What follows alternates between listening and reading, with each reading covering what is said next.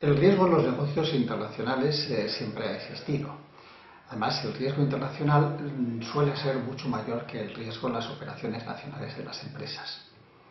Si a ello le sumamos que en los tiempos actuales de crisis que estamos sufriendo, los riesgos se han recrudecido, nos encontramos que el empresario tiene dificultades para poder gestionar esos riesgos.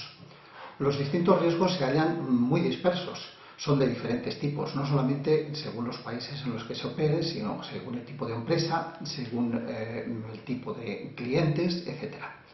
Además, nos encontramos con la posibilidad de diferentes soluciones de cobertura que el empresario debe de elegir. Este libro recoge ordenadamente cuáles son los principales riesgos que se pueden producir en el negocio o en la actividad internacional de las empresas, describiéndolos de modo práctico. Y así podemos entonces aplicar los distintos instrumentos de cobertura que son más utilizados por los empresarios para eliminar, limitar o trasladar los riesgos. Normalmente el riesgo en el pasado había interesado mucho y había sido analizado por los departamentos de préstamos de las entidades financieras como un elemento casi particular de ellos. Sin embargo, en este libro está claramente orientado hacia los empresarios, porque el empresario es el agente que interviene en las actividades del sector internacional.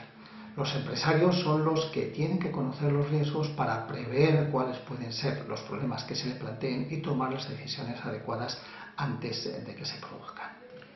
La pretensión fundamental del libro es ayudar al lector a reconocer las diferentes situaciones de riesgo en las que puede incurrir.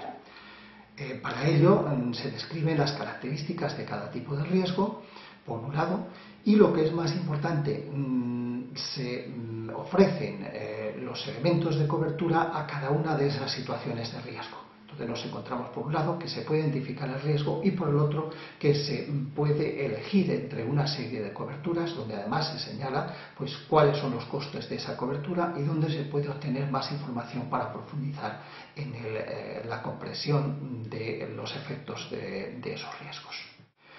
No es un libro teórico, sino que se trata de un libro eminentemente práctico y útil que puede consultarse tanto por quienes están en la situación de analizar los riesgos internacionales como por el empresario que está iniciando su actividad internacional.